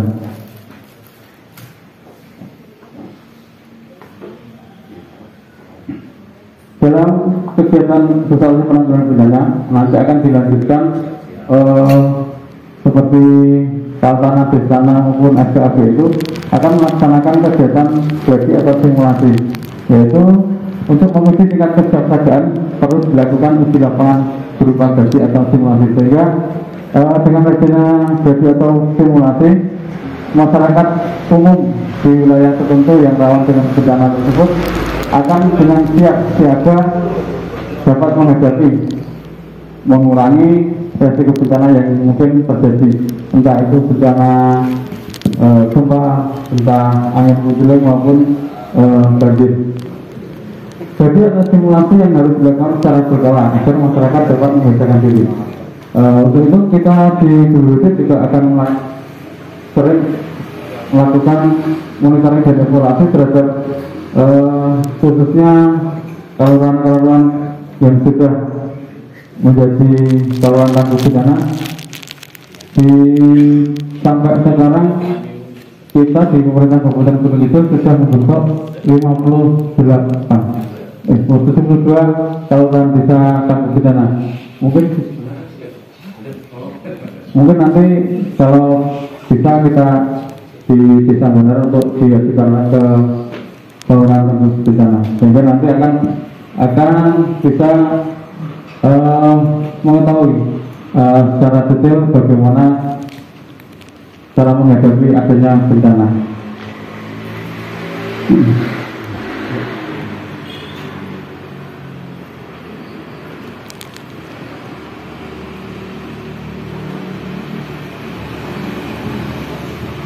Mitigasi struktural. Mitigasi adalah merupakan upaya untuk meminimalkan bencana yang dilakukan melalui pembangunan berbagai prasarana fisik dan menggunakan pendekatan teknologi. Mitigasi dapat dilakukan salah satunya dengan mengurangi kerentanan terhadap bencana melalui rekayasa teknis bangunan tahap bencana. Mitigasi struktural yaitu merupakan upaya untuk meminimalkan secara bencana di luar pembangunan fisik, contohnya seperti pembuatan kebijakan, peraturan dan dapat mengurangi resiko terhadap bencana. Prinsip mitigasi. Bencana adalah titik awal upaya mitigasi bagi bencana serupa berikutnya. Upaya mitigasi itu kompleks, saling tergantung dan melibatkan banyak pihak. Upaya mitigasi aktif lebih efektif dibanding upaya mitigasi pasif. Jika sumber daya terbatas, prioritas harus diberikan kepada kelompok rentan. Upaya mitigasi memerlukan pemantauan dan evaluasi terus-menerus untuk mengetahui perubahan situasi.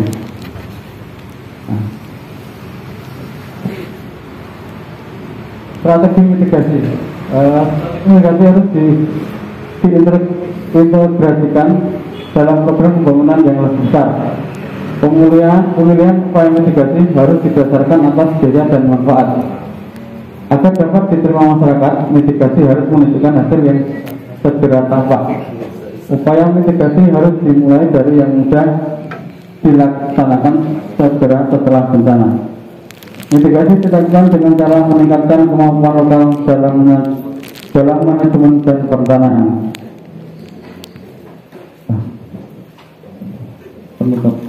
Kesiapsiagaan dan mitigasi sangat penting dalam penanggulangan bencana, terutama dalam upaya pengurangan risiko bencana yang ditentukan pada tahap pra bencana. Kesiapsiagaan dan mitigasi dalam Undang-Undang Nomor 24 Tahun 2007 merupakan penyelenggaraan penanggulangan bencana saat pra bencana, yakni pada situasi terhadap potensi terjadinya bencana. Selanjutnya mungkin dari kami mohon maaf yang sebenarnya karena saya sampaikan tadi bahwasanya kami di BPBD masih awam, sehingga untuk pengetahuan dari jenis bencana, kesiapsiagaan, pencegahan dan rehabilitasi juga kami akui bahwa belum begitu menguasai, sehingga dalam penyampaian materi nanti ini tadi yang saya sampaikan pasti Bapak Ibu mungkin belum begitu paham, yang nanti akan lebih terangkan sama Pak Agus untuk selanjutnya biar Bapak Ibu nanti dalam pelaksanaan dan pemahaman di materi kesaksian ini bisa lebih jelas lagi. Mungkin dari saya cukup dulu, Pak. Kurang lebihnya mohon maaf. Assalamualaikum warahmatullahi wabarakatuh. Jadi, menurut Pak Haryanto yang telah menyampaikan materi terkait kesiapsiagaan. Mungkin sebelum ada pertanyaan, sekaligus Pak kita haturkan sedikit materi, sambil penjelasan mungkin ada hal yang perlu didiskusikan nantinya.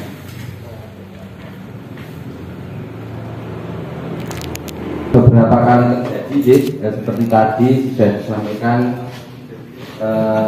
Pak Kabid kami, terjadi di Manu dan Pacarjo, itu ada 150 Pak, di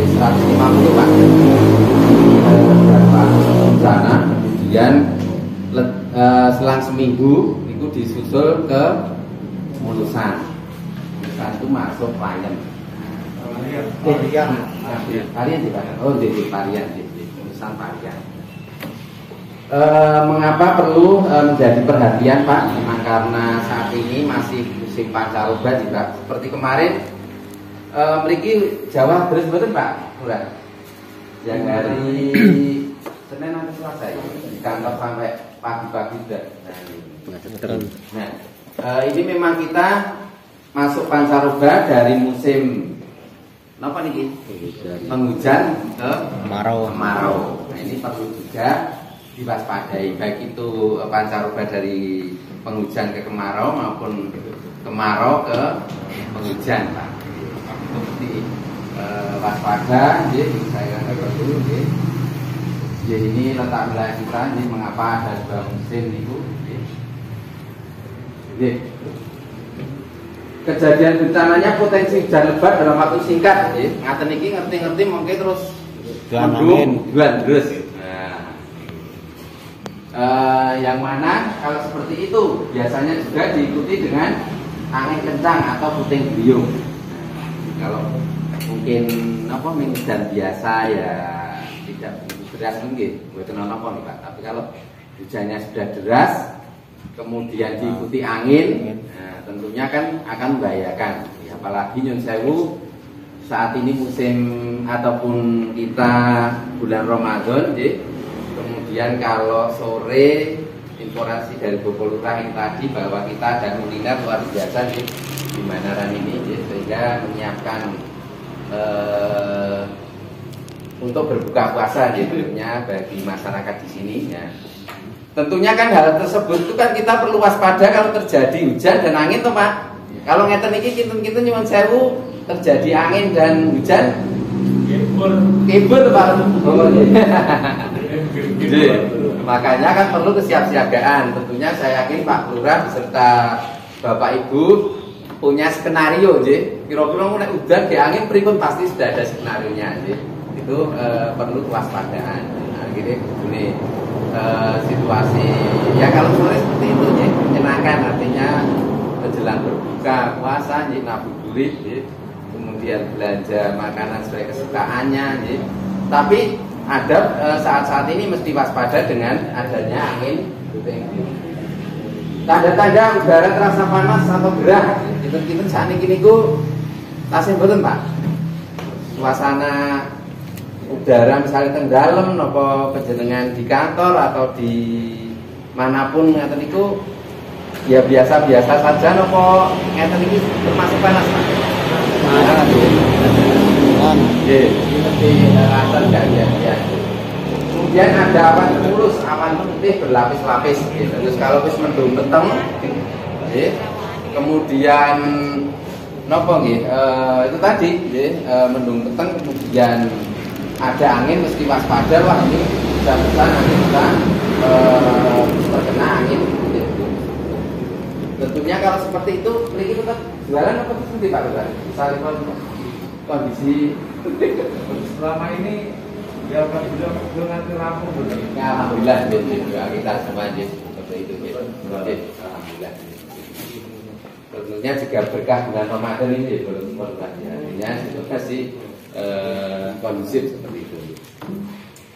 Kemudian antisipasi menebang pohon, saya kira tadi sudah dijelaskan Pak Kabid juga Pak Lurah, kemudian perkuat atap rumah, kemudian berlindung di rumah yang kokoh. Terus kalau angin mau nggak mau penjenengan aktivitas di luar, entah itu di sawah, di pasar, kemudian di ladang, mesti kalau hujan maupun angin mesti segera pulang Bapak Ibu. Itu antisipasinya mengoten. Bahayanya nopo niki mau diterangke dari PLN nanti bisa terjadi petir, bisa angin terjadi. Nah ini contohnya nopo nih Pak, angin kencang dan puting beliung. Oh, ngeten iki nggih. Lesus nggih. Selaras tahun contoh angin kencang atau puting beliung dia ada awan dan muncul ke bawah. Lo ora ngerti kok puting beliung apa gitu lesus niku. Lesus. Nah ini petir, ini bisa tadi berbahaya juga untuk listrikan juga terhadap manusia. Nah ini beberapa kejadian yang tadi sudah disampaikan. Ini ada di Semanu ini pohon besar ini menimpa rumah, ini juga pohon-pohon mengenai rumah. Jadi ini banjir di Bani Soco, Layan Pak. Ini dekat sungai karena ini betul serak sungai. Oh, boten. Ini banjir kemarin di Bani Soco, ini longsor di Solo, itu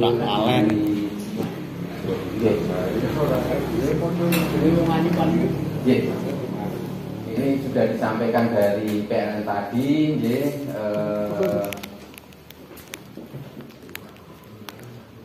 kesiapsiagaan sudah, perlu kesiapsiagaan.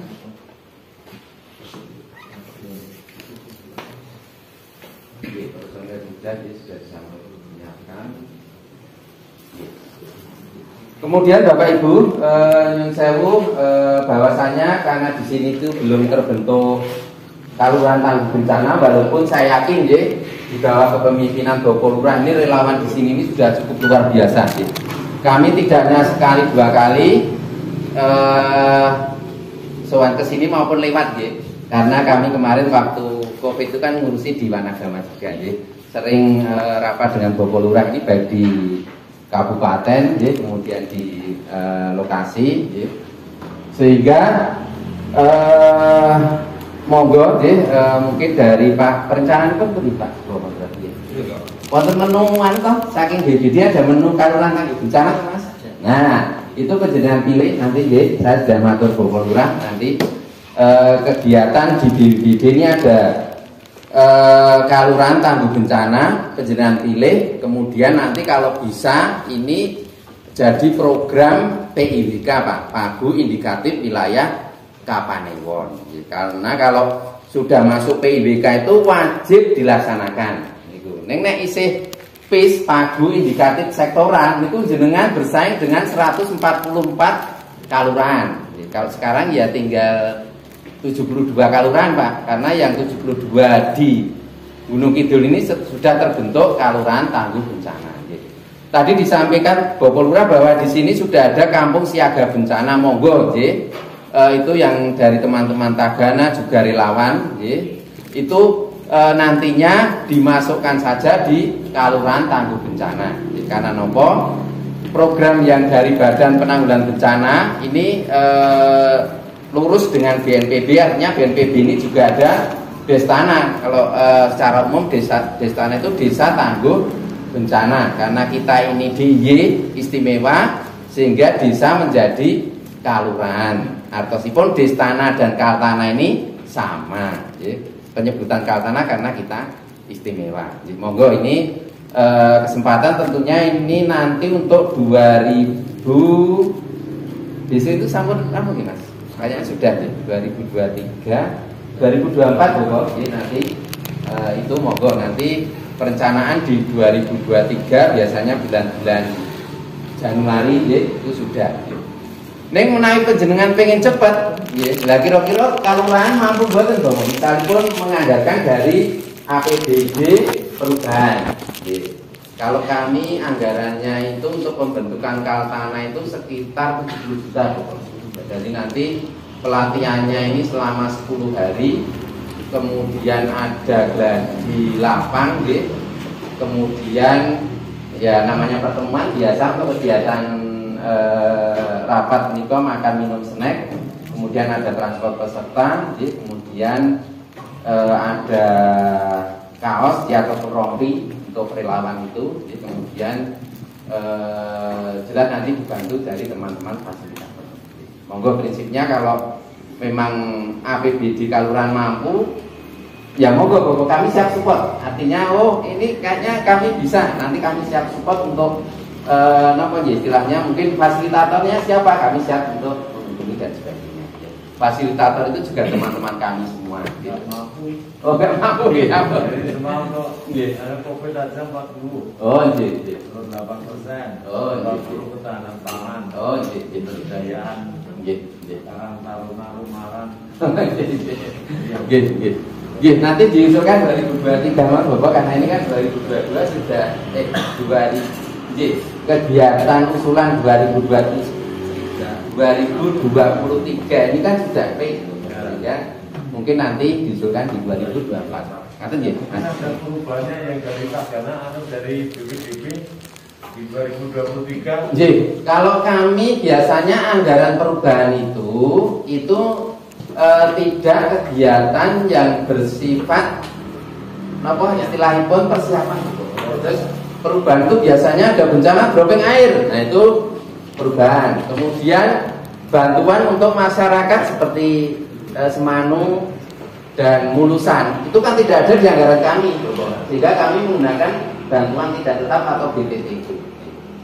Kemudian kalau BTT pun tidak bisa untuk Kaltana, karena BTT itu khusus untuk penanganan bencana, terus terjadi bencana terus. Nah, yang kemungkinan bisa ini lewat dana istimewa.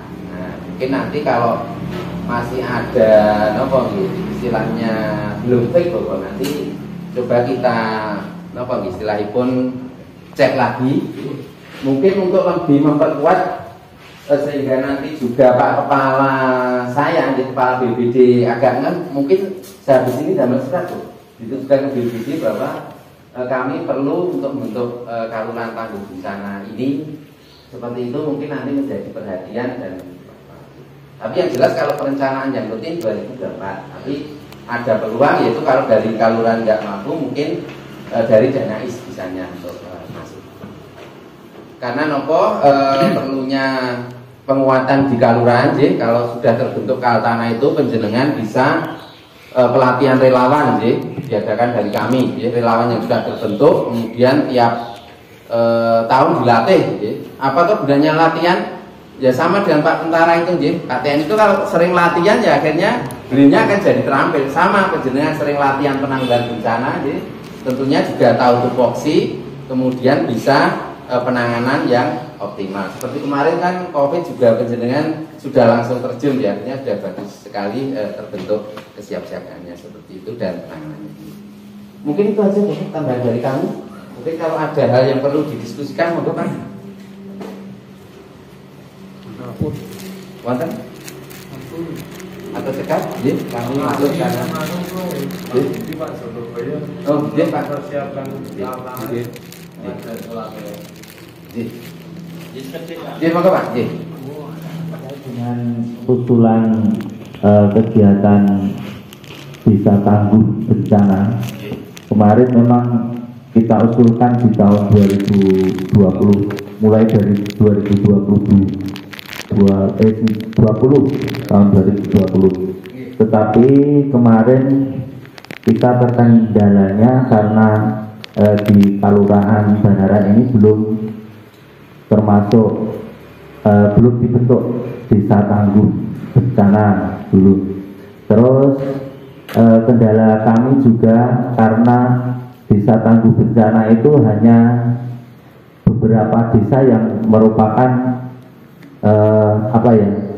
itu karena memang potensi terjadinya bencana, karena khususnya di Kelurahan Banaran kemarin di tahun 2020 itu belum termasuk desa yang rawan terjadinya bencana, khususnya itu di daerah Lipar atau yang kondisi tanahnya mungkin banyak jurang atau bagaimana, itu mungkin prioritasnya seperti itu. Tapi sesuai dengan instruksi dari narasumber tadi, karena untuk di tahun 2024 nanti itu kalau diperbolehkan nanti kita akan menganggarkan untuk kegiatan tersebut diusulkan di PIWK begitu.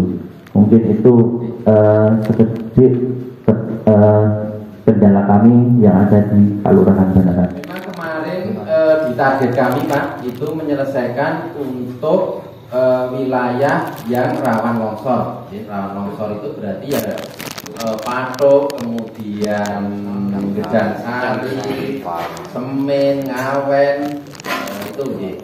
Kemudian kalau wilayah rawan secara umum memang di Kabupaten Gunung Kidul 144 ini rawan bencana Pak.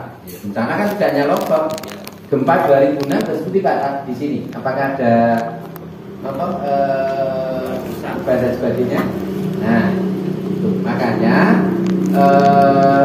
setiap desa berhak untuk mengajukan menjadi kelurahan tangguh bencana, karena memang 144 ini rawan bencana, baik itu kalau longsor memang yang di wilayah utara, kemudian kalau tsunami di wilayah selatan, kalau di wilayah seluruhnya ini memang ya gempa bumi, gempa bumi ini semua wilayah di Kabupaten Gunung Kidul ini berisiko.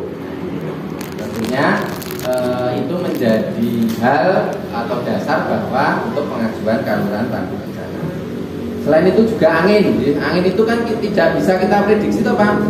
Angin ini bojone Banaran ya iso. Maksudnya angin puting beliung tadi, jadi angin biasa itu juga menjadi pijakan kita bahwa di daerah Banaran perlu diperkuat seperti itu Pak. Kemudian di sini sudah ada embrio ataupun cikal bakal relawan. Nah itu akan lebih istilahnya itu klop Pak. Di sini sudah ada embrio relawannya. Begitu terbentuk kelurahan tangguh bencana ini tinggal menyatukan relawan baik teman-teman SAR, teman-teman Tagana, Linmas, kemudian relawan yang lain itu nantinya tergabung dalam kelurahan tangguh bencana ini. Jadi mungkin Nyun Sewu kemarin ya masih tersendiri Pak, walaupun atas nama kelurahan tapi Tagana, SAR dan sebagainya. Nanti penyatuannya di kelurahan tangguh bencana ini.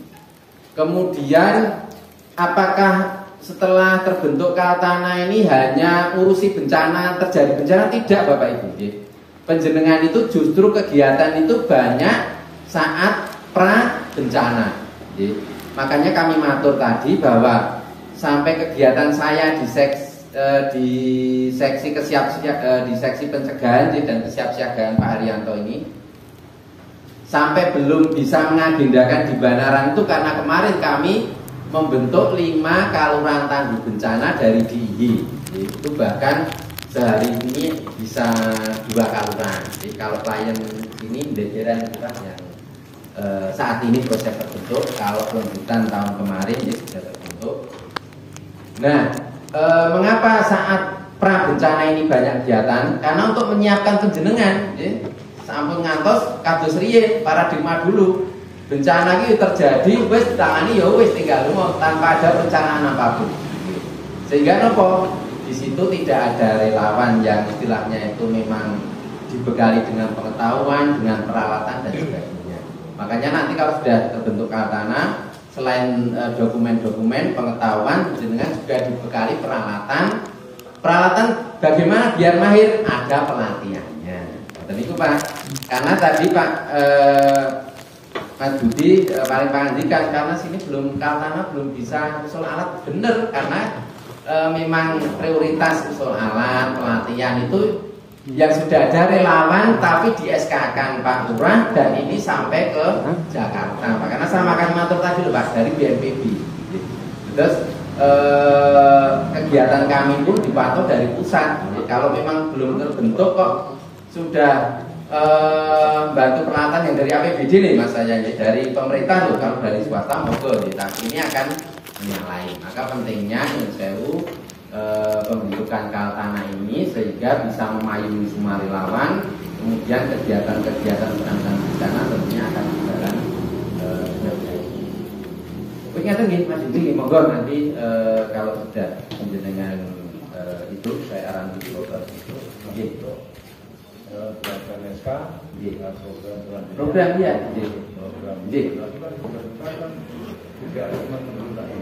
Lagi.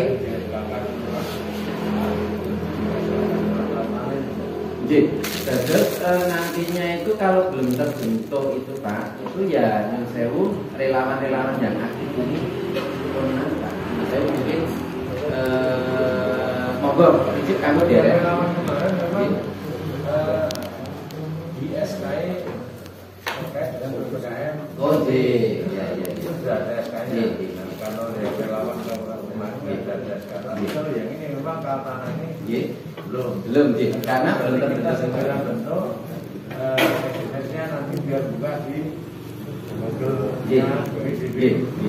ini prosesnya ngatur di Bapak Lurah. Terus nanti Pak Mas Budi ini waktu ancang-ancang untuk program 2024 ini sudah mulai bunderi ataupun memilih kegiatan Kaltana ini. Ini yang akan kita tuju. Kemudian nanti waktu musrenbang di Kapanewon itu diperkuat pas dengan bidang pemerintahan kalau tidak salah, pemerintahan fisik kalau tidak salah. Pokoknya kami Kaltana di Banaran ini nanti kami masukkan PIBK. Mau kan? Nah kalau sudah PIBK itu kami tangkap di kabupaten. Oh ini Banaran PIBK jelas wajib dilaksanakan.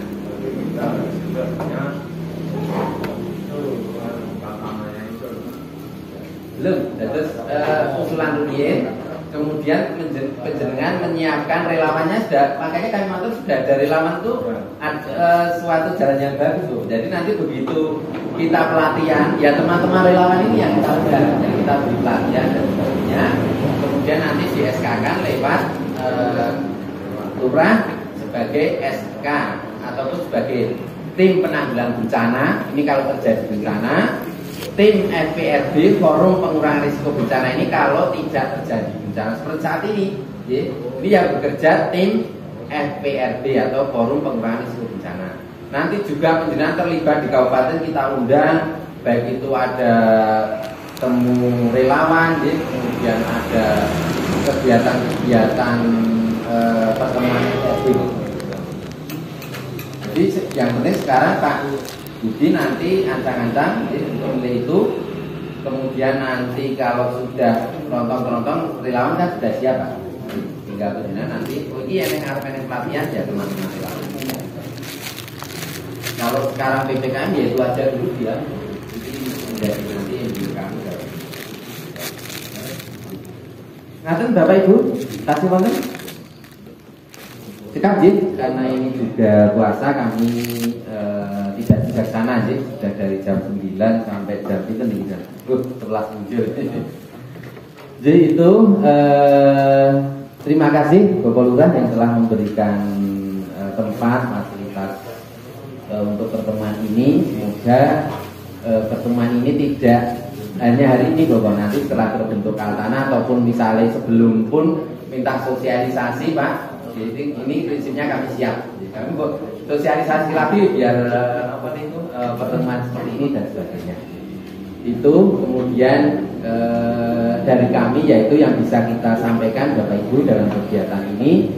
Semoga bisa bermanfaat, baik itu apapun yang telah dari kami dari pemerintah kabupaten bisa disampaikan ke Bapak Ibu. Mungkin kalau dirasa cukup kita tutup. Jadi kalau dirasa cukup, marilah acara ini kita tutup. Nanti sebelum kundur sebagai pengganti dahar sosnek atau wonten laut dan lain itu nanti saged kita kundur kagem buka. Ya. Semoga acara ini kita tutup. kita berdoa menurut agama dan kepercayaan kita masing-masing, berdoa berdoa cukup. Terima kasih. Saya akhiri. Bila taufiq wal hidayah. Wassalamualaikum warahmatullahi wabarakatuh. Terima kasih sudah klik video ini. Jangan lupa klik tombol like, subscribe, dan nyalakan loncengnya.